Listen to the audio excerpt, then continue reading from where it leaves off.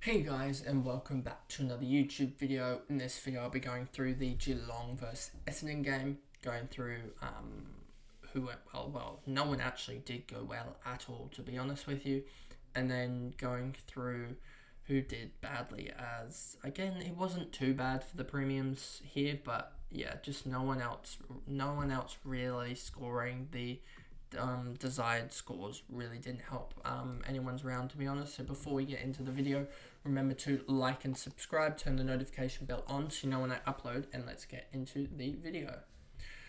So as you can see here, ATKINS 122.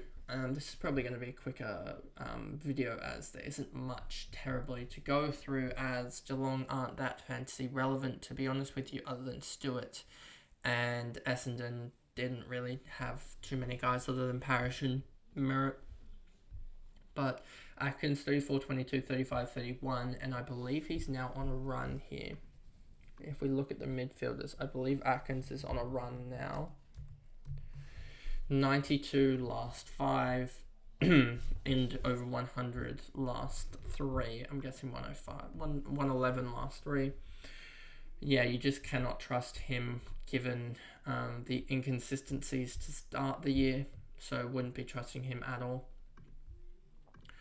Hawkins 110 just absolutely dominated the the back line of Essendon. Holmes 109, he was ridiculous as well, but again, you cannot trust him. If we're looking at Holmes, let me just switch that off.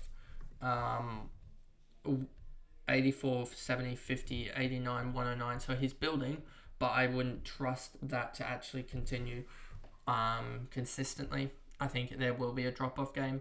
Myers 104, so he's been really good recently, but I wouldn't trust him still. Guthrie, Smith, Duncan 85, 19, 23, 31, 12. Just never got into the game basically, and I think that was a very similar, say, to Stewart, 21, 17, 30, 11. Duncan was 19, 23, 31, 12, so he beat him every quarter, I believe. Is that right? No, except for the first. And Duncan beat him every other quarter. But yeah, those two pretty much go hand in hand, and they just didn't get involved in the game. But it's not too bad because everyone pretty much has him ahead of me, so I'm not too worried about that. Bose 78, not too worried about his scoring as well. Cameron, Close, Stengel, O'Connor, Henry, Bruin, Stanley, Dangerfield, Henry. No one else here really, and then Mullins just, of course, they just screw over his break even, which kind of sucks, as he won't be gaining any more cash outside of that 260 that he's currently sitting at. But it could actually help for next year, having a 35.5 now, and he'll have 18% discounted on that, so that's almost a fifth of that. So that's 18%, so that'd be 5.4 and 6. So he'll be priced at around 30, which will be around that 250k or so. So for next year, so if he does get a spot next year, that could actually be more useful. And then we move on to Parrish, and he scored a 93. Just never really got involved in the game, to be honest with you. Never really took it by the scruff of the neck and really did enough scoring. And I believe, yeah, he had a couple tackles taken away, but then also a free kick against as well. A couple free kicks against doesn't help. So that there goes basically the ton there. If he'd actually completed that tackle and not given away those 2 free kicks, he would have had 10 more and ended up on the 103.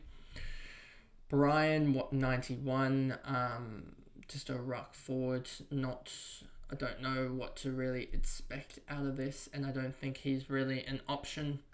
Heppel 89, McGrath 87, Heppel 87, McGrath 87. Again, just 2 guys that did in the back line going to average 80s, I think.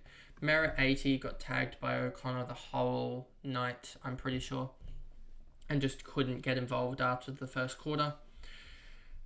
And then Martin 79 again, just didn't get involved in the first quarter, and then had a lot of catching up to do and just couldn't do it. Redmond got a goal early, I believe. Was it? No, he kicked or was it last week that he got a goal early? It must have been last week.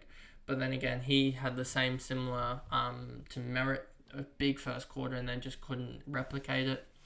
Ridley, Perkins, Zerk, Thatcher, Hobbs again. I think he's just not a top 6 forward anymore, so you've got to get him out for whoever you can. He's made enough cash going up to, I'm guessing he's now 690 odd K, 695 probably, and you just got to get him up to someone bigger than that who can score regularly than a 60 odd. Durham, Snelling, Kelly, Laverde, Caldwell, Wright, Hind, Langford, Wiedemann. There's no one else here really to talk about.